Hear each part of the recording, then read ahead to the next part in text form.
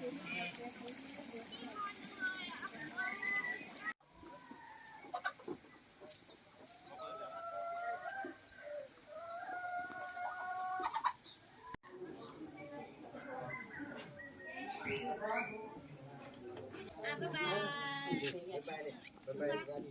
ี่ยที่ว่าอยากทำตำในหัวนี่อ่ะอันนี้ก็ถ่ายเอง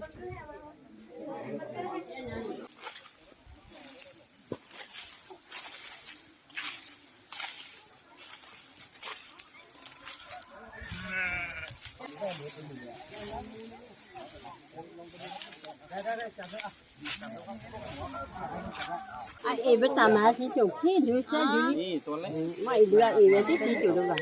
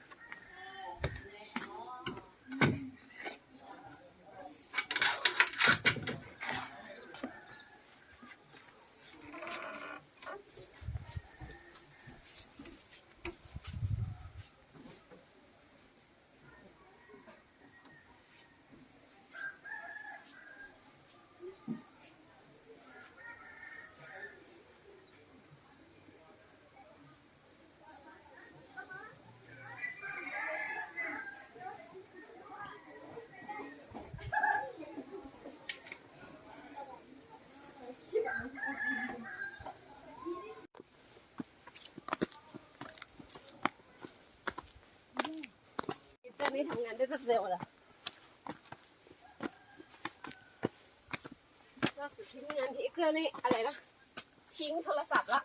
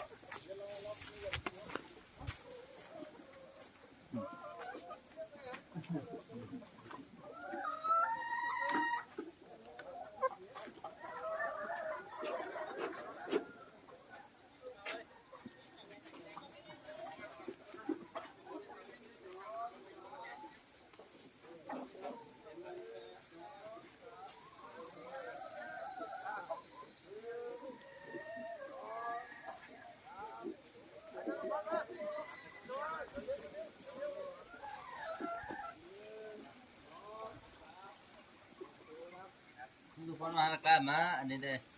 เครือคู่บุญบ่อปลาใช่ไหมครับโอ้ดี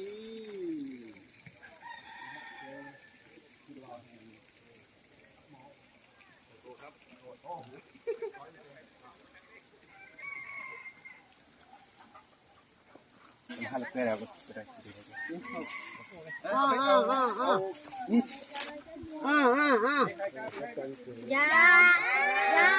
โอ้มาแล้วครับมาแล้วลูกถ่ายรูปโอ้มาแล้วครับอันนี้อันนึงไอ้นี่เพื่อลูกทำไมให้ไม่ต้องมาที่จอไม่กลัวมันไม่กัดลูก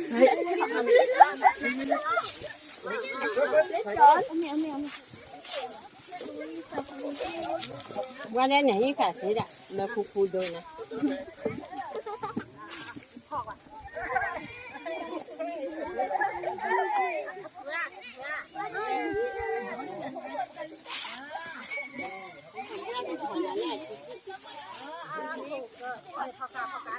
มีอันเนี่ยมาจาก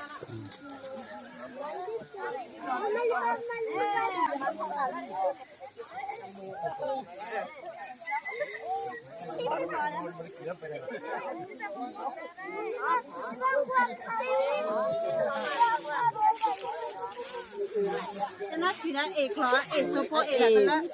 一不打麻是就起就生就你，买一个一个是几就了吧？啊，不在嘞，好吧？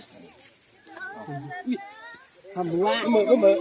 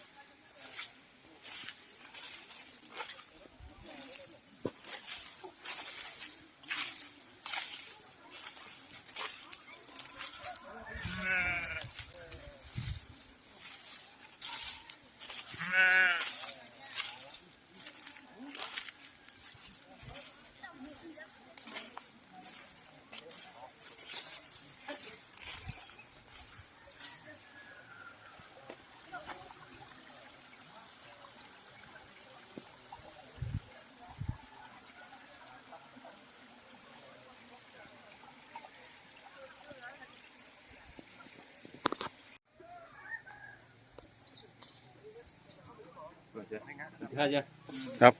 ครับ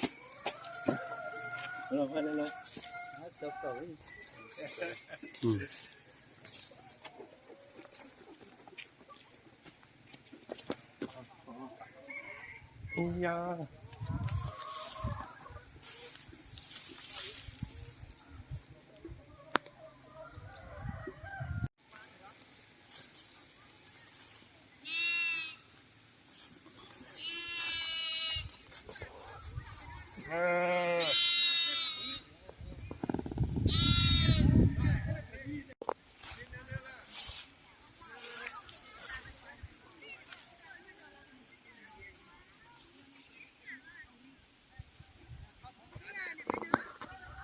ธุรการอะไรอย่างนี้แหละมาเดินสิยามวันเลยเลยยามเลย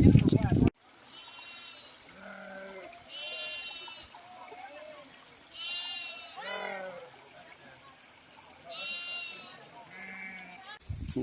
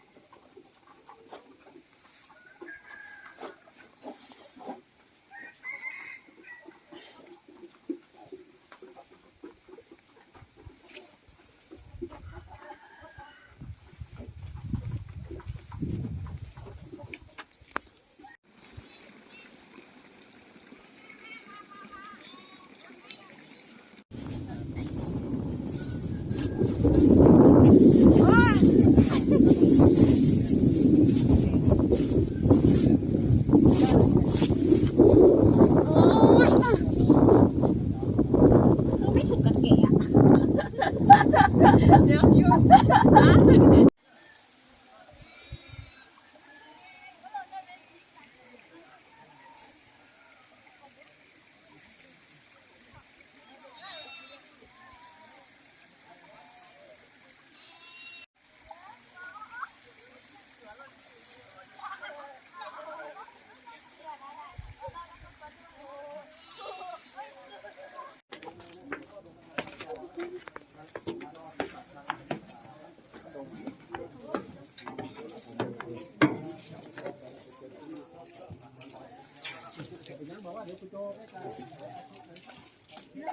อันนี้วิว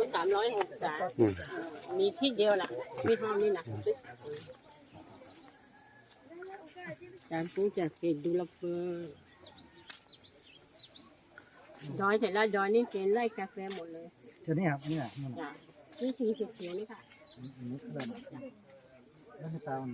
2,000 กว่าไร่เนี่ยพวกอะที่นี่นะปลูกกาแฟอ่ะ อ๋อนี่เยอะเลยจริง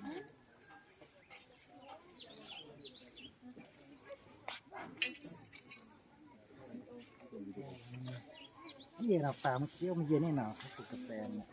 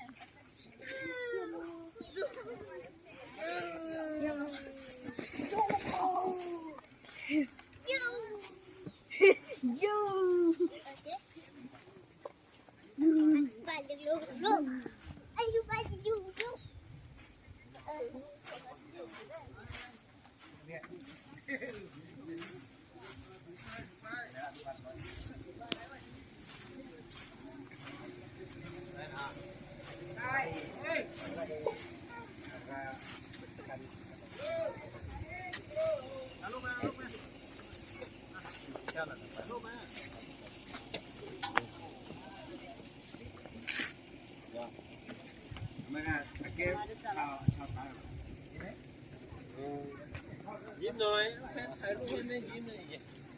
เสียเล่นมาเล่นมุมใหญ่ป่ะมันจะได้บ้านเราอุบเลยครับไปฝั่งเนี้ยเสียงผมเข้าแล้วกันอ่ะสมานะครับตาโร这个挂出的前面的烟路死了，大概是了。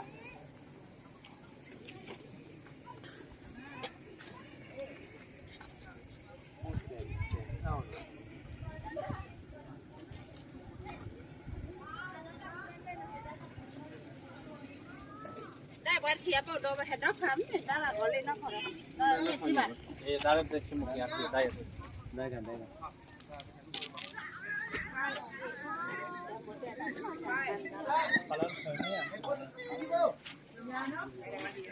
ยคนละครึ่ง